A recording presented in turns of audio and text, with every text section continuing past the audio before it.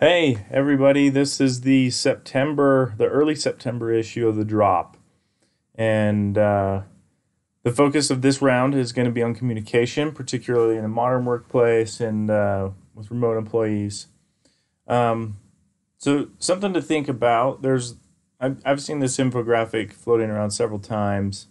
Came out of the Queen's University of Charlotte. And a piece of it says that uh, three-quarters of employers rate collaboration and teamwork as something that's very important. But interestingly, only 27% of employees get the communication training, like training specifically on communication.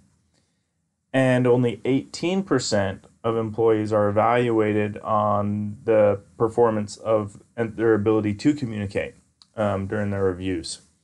Looking back at my own experience and the performance reviews I've had, uh, rarely has it come up about how I communicate with others in my workplace, specifically that communication piece. So this didn't quite surprise me, but it's interesting.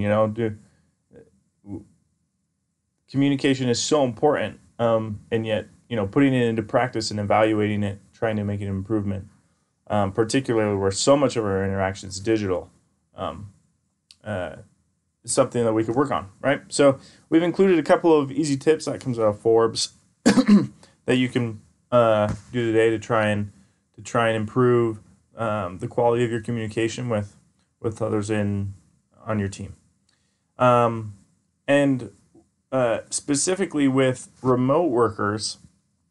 Um, I imagine that most of your teams within the past year or two have actually grown in the number of remote people or work on your workforce.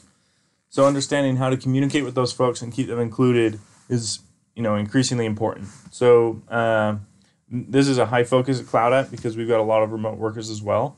So we put together a guide specifically on remote communication with teams and how you can get it right. So we hope that's useful. And for the Cloud App tip today, we're actually going to talk about security. Now this is a premium feature. It's part of like a pro plan. So keep that in mind. And so if you find these security features of interest to you, we encourage you to talk to sales. But what you're able to do is, I think last time we talked about blurring out specific sections of your screenshot, that might be sensitive that you don't want to include. Sometimes it's just better to limit access to the content itself. So prevent, people might need a password to access the content. Maybe all they need is a link. And maybe you have specific or individual people that you want to make sure are the only ones that can see it, right? Uh, though the ability to control that is available in Cloud App as a pro feature and is super useful. I know IT teams are very appreciative of making sure that these, the content and IP that you're generating through these screenshots is protected.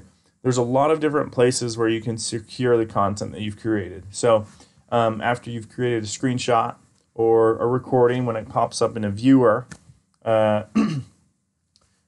you can see in the viewer on the right-hand side, there is a spot to change the sharing settings. There is also a lock icon within the app itself that allows you to do it, as well as clicking on the shield in the web app. And in the issue today, there are links to screenshots so that you can reference those and know what those look like. And here's the options. You can make it so that anyone with a link can get to it. Maybe only those within your organization can see it. You can make people enter information, their own email address, in order for them to access it. Links and passwords, as long as specific people. Additionally, you can also make the content expire, right? So if it's really sensitive and whomever you're sharing it with, you don't want, there's only a limited time in which they can view it. You can have the content expire as well, or at least the link that goes to it. So hope that's useful. Appreciate you all, and have a good rest of your day.